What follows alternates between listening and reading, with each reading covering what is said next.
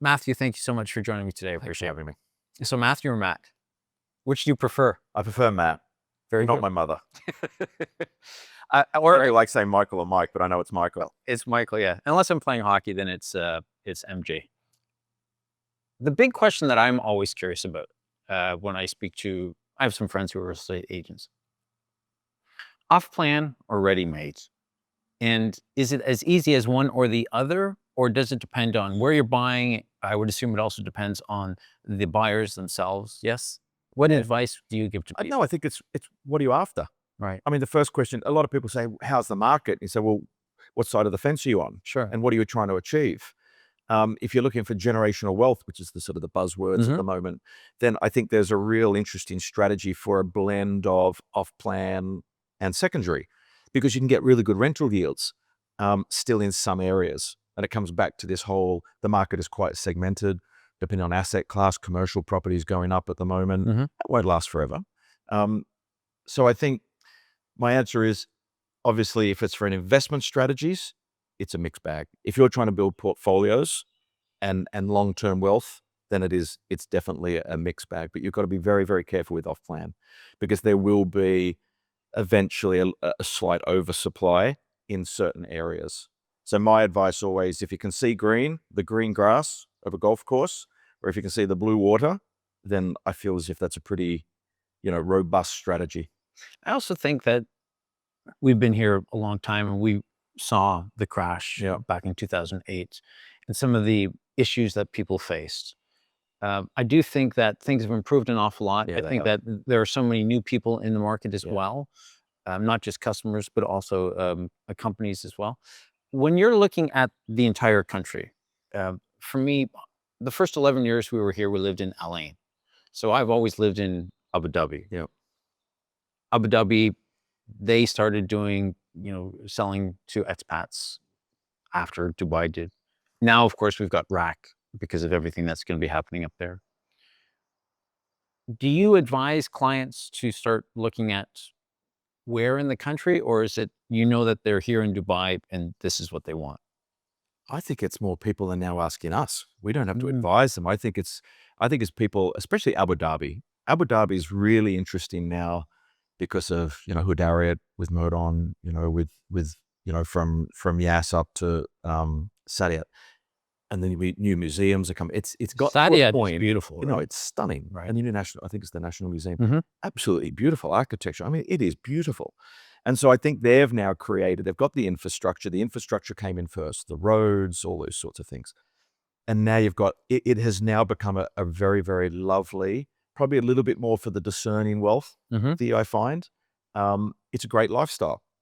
And ADGM has really rocketed Abu Dhabi as well and supported the growth in population. Dubai is still the number one pick for sure. RAC has been interesting because of Wynn Casino. And I think where they're placing RAC, in my opinion, is a lot more for the, the European market, for the Eastern Europeans, the Germans. It's a little bit more affordable, which is that demographic that like that, and domestic tourism, for the staycations.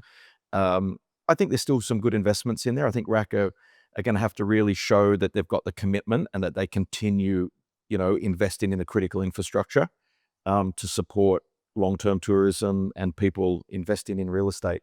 But Dubai's got to that point where it's not, have you seen 80% of the cranes are here, like it is what we were. Now people, and I think this is definitely seen, post 2020, this is a true lifestyle now, and it's super, desirable. And there's not many other countries that you can have within a, 20-minute radius downtown. I think there's around 15 golf course communities now. You've got the Palm living, beachfront living, Jumeirah Bay for the ultra high net worth, or Dubai Marina.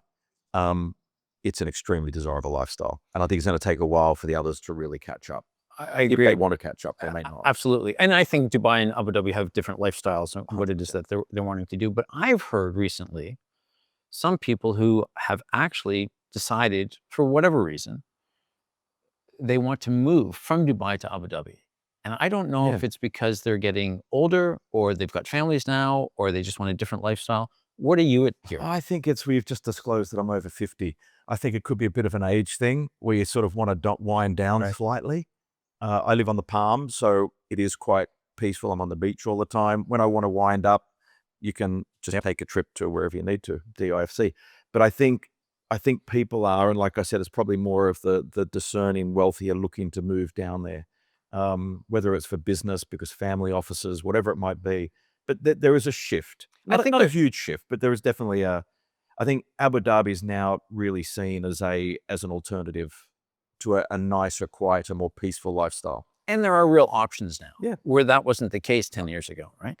So talk to me a little bit, because you've been here long enough that you would have seen the growth. How has the market evolved compared to other cities around the world? I think if we just talk about us for now, I think it's less speculative. People have pretty much swapped the tourism checkbook and setting up more balance sheets here. Right. So people aren't coming here as a secondary home. We're seeing, especially in our market, which is the sort of top, and I'll explain this a bit later, the top 2% of the market, which is the secondary market villas over the sort of 7 to 10 million range. We're talking about people setting up family offices here, tax residencies here. And that is not like it was in the old days where people were more speculative on, I'll buy apartments and I'll flip. Right. So there is a fundamental change in what we're doing with incoming capital. And that's changed the dynamic. And you are saying, I don't think we're ever going to be the New Yorks, which is just, so it's got so much history and it's got the US behind it, or the London, although, a huge amount of our customers are coming from the UK, Right. which is another discussion. But we're definitely playing with the big guys. We've got the safety, we've got the statutory framework to allow protection and for people to feel comfortable, and for the family offices, to inject capital here, or the high net worth individuals. But I just think we're just seeing that globally mobile, those wealthy ones that are globally mobile, injecting capital here as an alternative, maybe as an alternative, but not as secondary. I think people are using this as a focal point, Right. because of where we are geographically. I guess the ecosystem, which is the tax, encouraging entrepreneurs. We look at, the news on tokenization recently, which is, probably one of the world's first as far as being having a regulatory body around it. So it's just become an extremely attractive offering. So you talked a little bit about some of the ultra high net worth individuals, specifically from the UK, moving out here. What is it that, are they looking to have a second base? Or are they looking, as you had indicated, that maybe more people are coming out here for their primary base? What are the conversations that you're having? They reach out to you and they want to know what? The globally mobile, these are successful people. And I don't think they really need to know too much about what for us. These guys are ahead of the game.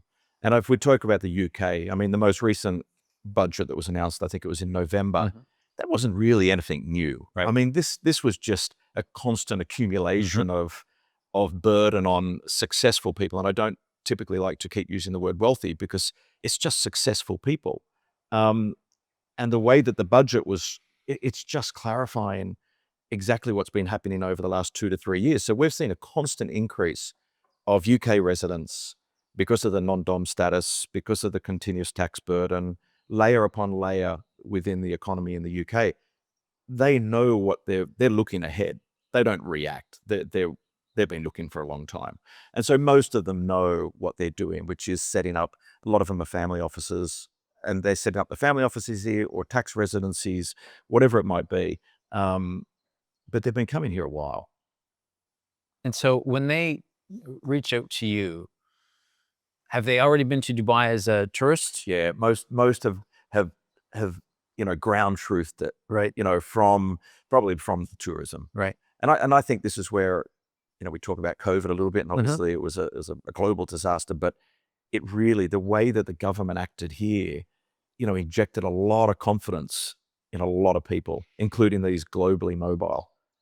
It's also interesting that you say that, because I think when I talk to friends now about COVID, it strikes me as, can you believe we did that? Not that we survived it. Yeah.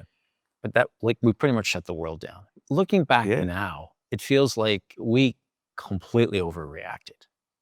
Yeah, potentially. Yes. Absolutely, I think we did. And I'm a mask guy, and I'm a vaccine guy, but I also think that, yeah, I don't know that we can shut the world down like we tried to do, Yeah. and to me, it surprises me that we were in that moment for as long as we were. And I wonder if the current US president, who was leaving office at that time, if he had come out with not so many outlandish statements, if he was a little bit more, can we just sort of take a step back? Yeah. Can we just sort of pause for a moment and think about these things? Instead, there's, I think, a little bit too much concern. I'm getting on a soapbox now. I don't mean to be, but I just look back on it and I go, I can't believe, that A, we reacted the way that we did, and B, that we sort of got through it all. Yeah. Yeah, but I think the way we handled in Dubai, Yes, if you bring it back to Dubai slightly. absolutely. Yeah. No, you do my job. Please Yeah, do also that. Bring yours. it back. No, but I believe in the current president. Yeah, his Absolutely. delivery mechanisms are not always on point. That's a very nice way. You could Yeah. go into PR with Yeah, I that. probably. Yeah, yeah. No, the way we did it here was, we did open up to the world in a Yep. very controlled fashion. Yes. I mean, I laughed offline when you mentioned that you came over from Yes. Qatar and had to do quarantine in Dubai for 10 days before you went to Abu Dhabi. Yes. So we were still restricted. And I still 100%. remember it. But we were also realist and looked at how, and what it showed is how nimble we can be Mhm. as a country, as a city, and the government has the flexibility because they're not hamstrung by, the politics and, vocal minority groups Mhm. having the ability to maneuver to what is best for the city and the best for the people who live here. Right. And so I don't think we were anywhere near as impacted. I tried to get back to Australia multiple times. Right. Forget it. Canada. Yep. No way in the world. I don't think I could get back there until 6 or 7 months after it all, Sure. hit the fan. But it was for the best thing for this country. And I think it was the catalyst Right. that really showed. I mean, tourism spiked tremendously, and people actually came here and went, wow, Mhm. this isn't a construction site anymore. This is actually a living, breathing city, which has got a great lifestyle. So when the high net worth individuals from the UK are coming now, talk to me a little bit about some of the. They would have done their research because they're Yeah, for sure. smart, successful people. But what are they most curious about? It is lifestyle because it's families coming. Mhm. For us, it's families. We are talking about, a significant migration into Dubai of families. And you're talking about areas like this, which is Victory Heights, where you've got two of the most prominent schools that have opened in the one this year and one probably 3 or 4 years ago, which is RGS. And so people are more, I think the curiosity is, how do I create a lifestyle which is probably better than where I was, but not just from an entrepreneurial tax or financial gain, but a true lifestyle and that lifestyle experience. And people are looking at schools. I think schools are probably the school enrollments has probably taken over apartments for flipping, because people are now wanting to enroll in schools. And that's where, the house we're in at the moment is in, a beautiful place called Victory Heights with two of the biggest schools. So you've seen a significant price increase because of the demand of people wanting to be here for schools, which is just a reflection of families coming over, not just investors looking to speculatively flip. So we're in a house that's listed for how much? Just under 40 million dirham. And is that pretty much consistent with a lot of the listings that your company deals with? Yeah, we deal with the top, and these are some stats which are Please. interesting because a lot of people don't probably realize. We deal with predominantly secondary market villas in the 10 million and above range. And that 10 million and above in the secondary market makes up around 1%. It's actually 0.9% of the overall Dubai market, which is a very small amount. So we have a very, our business model is very targeted to the top, let's say 2% of Dubai's real estate market. And when you have your clients coming over, we've been talking about high net worth individuals from the UK, but is that your largest pool, or do you have people from just around the world, or are there any countries where their citizens are coming to talk to you more often than I not? think it slightly shifts depending on what's going on globally. Right. At the moment, probably in the last 2 years, it's definitely Europeans. 38% of our clients are new to Dubai, Mm-hmm. and the vast majority of those are coming from the UK or Europe.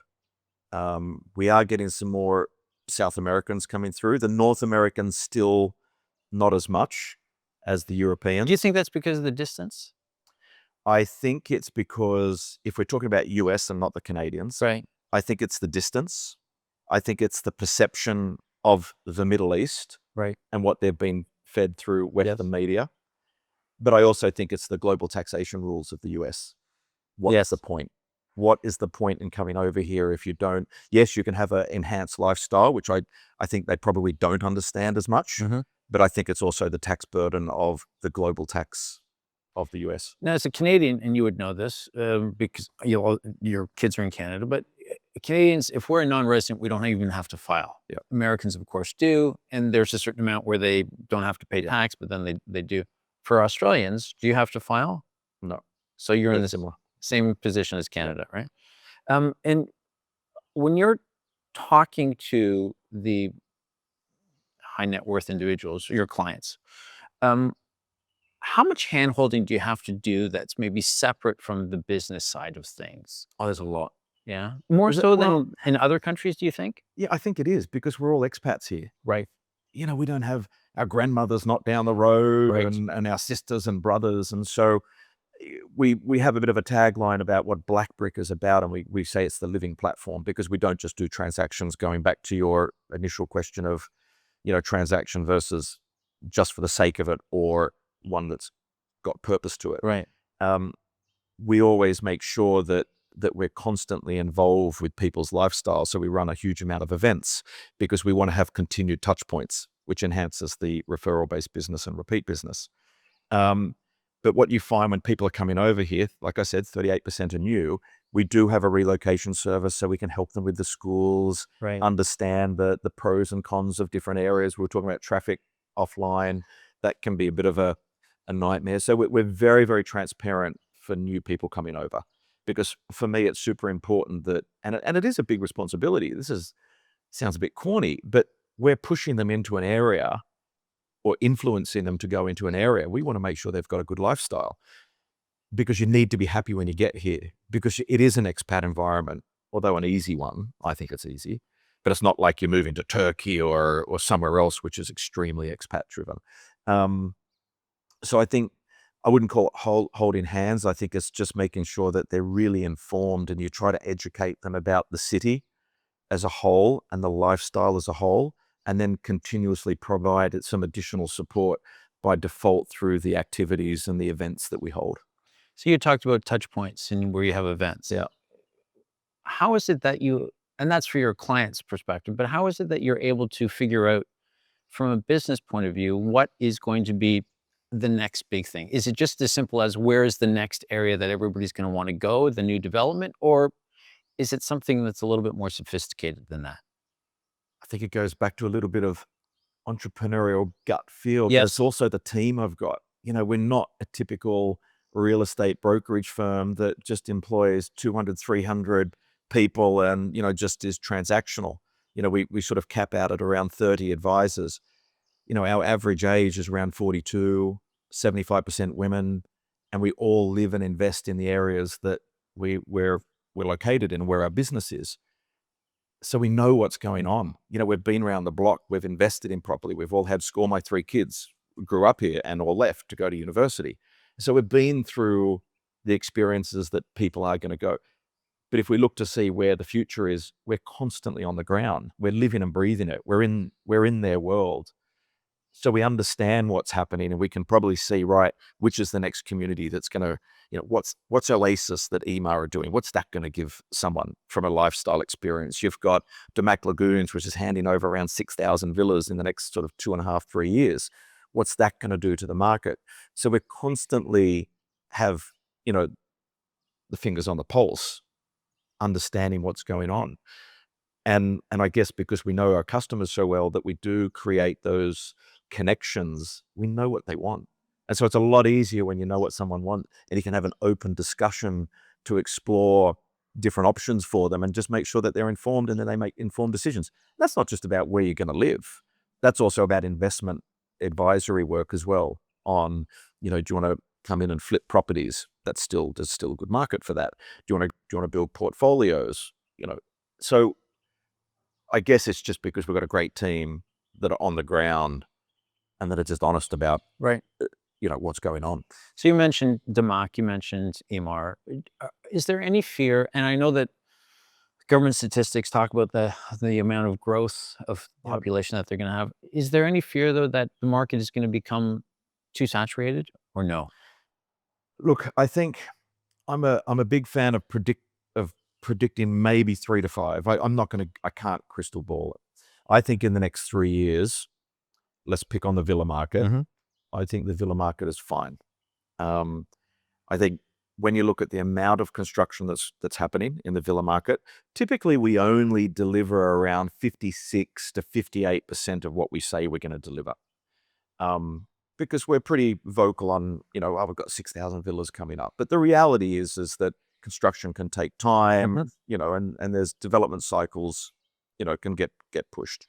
So I think from a villa point of view, the supply and demand curve is sustainable. I think on apartments, we're going to see some challenges in certain areas.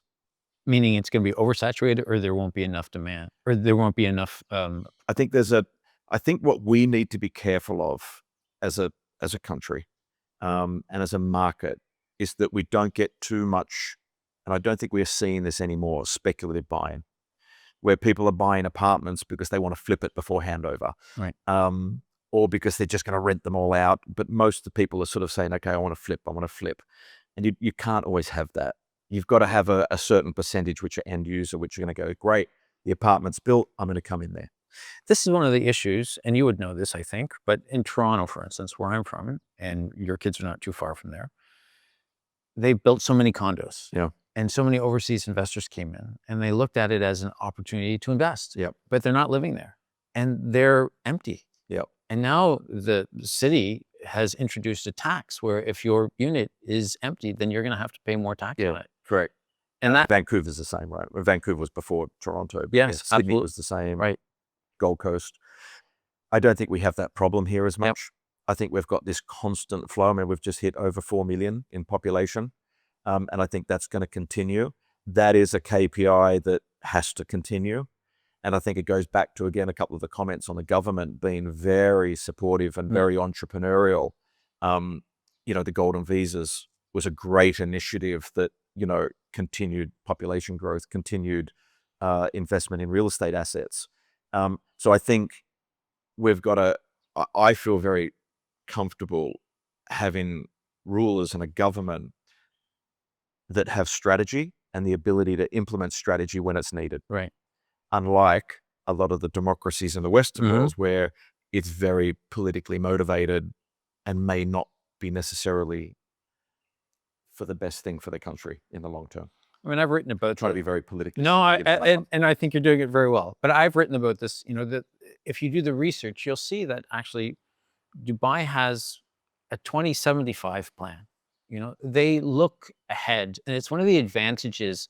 And we don't have even have to get into the politics, but when you look at the way that the GCC does plan ahead, I mean, for 15 years, we've been talking about Saudi's 2030 vision, right? And that, I think, is one of the reasons why Dubai has so much success, is because they're always looking ahead. It's not just how are we doing today, it's how are we going to be doing in the next 15 years. But they also implement and activate. Absolutely. And they do what they say they're going to do. I mean, I do remember coming back in 2007 and going, oh yeah, right. And I remember the metro. And I was thinking, we put the kids on there as a ride. Sure. Thinking no one's going to use this. Now, I don't know how many millions of people use it a year, but it is full. And so I think what's really great is that they've got track record, which is proven over a very, very small period of time. And so when they say they're going to do something, and a great example is the Hessa Street, Al Fay, and the Suqim. For those who don't know Dubai very well, two large arterial roads that are connecting some big, heavy residential areas. it's only taken 18 months and they're nearly up. And these roads are significant. I mean, this is 6-lane each way, so 12-lane highways. They do what they say they're going to do. And if they see a problem, if they got it wrong, they don't just say, oh, we got it wrong. They say, right, how do we fix it? And so that's what's really encouraging. And that's why I have faith in building businesses here, calling this home, and advising people, with confidence that you are in an extremely safe environment. Safe, which is a little bit future guarded as well, but safe as far as health and safety, but safe as well as far as investment of money, and having a statutory framework that you feel comfortable that this is going to be okay. This is not the scary Middle East that a lot of people want to make it perceived as. So you deal with the top 1%. Yeah. What do you think because you've been in the market a long time and you've seen different trends and patterns, what has gone on with the market over the last couple of years where people are coming in and they're wanting what compared to, say, 10 years ago, they weren't concerned about? I think the big thing for us, people want, if we're talking real estate assets, people want a home, and literally a home that they walk in and go, right, this is our new place. This is where I'm bringing my kids up for the long term. And I think this is probably the difference, is that investors, if you look at the amount of capital that's coming in and what people are investing now, this is 38, 40 million dirham. That's a big investment. That's not someone coming in here saying, I'm in the short-term game. This is now a long-term game. And so when me and you probably got here, we were all saying, I'll be in Dubai for 2 or 3 years. Yes, maximum. absolutely. And that's what we told our wives. Yes. And then all of a sudden, we're not. And I think over the period of time, we've all said, okay, no, I'm here for 5 years. And then the people who came in 2013 or 15 and say, oh, I'm here for maybe 5 years or more just to see what people, see the kids out in school. People are now here as a home. And I don't think they see an end date. Yeah. And that's probably the biggest shift. For us, the Europeans that are coming in, or the Southeast Asian market, South American, nearly all of them, they're looking for turnkey. Right. They want to walk in. They don't understand the market for renovations and things. So they literally want to walk in, turn it, and just come in. Sometimes fully furnished, like this beautiful property. And that's what people are looking for, and they'll pay for it. Last question is a two-parter. Tell me, and I'll give you both questions now so that you can figure out how you're going to answer the second part. What are developers doing well, and what are developers not doing well? Oh, gosh. What are developers doing well? And if you want to talk a lot on the first one, we can just ignore the second one. No, we can talk about the second. All right. Yeah, this is very debatable. And my background is development. And I love from your questions, I love water views, land, and things like that. I think that there are some amazing developments at the moment, which, especially some apartment areas on the Palm or on the golf courses, which are really taking advantage of the environment and thinking more about the long-term lifestyle of the end user, not necessarily just the balance sheet.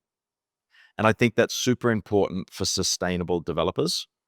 And I think it's really important for those that are coming over, because that's what people want. In saying that, that's also for probably the top 5%, 2%. And now we've got to look at Dubai as a really diverse economy.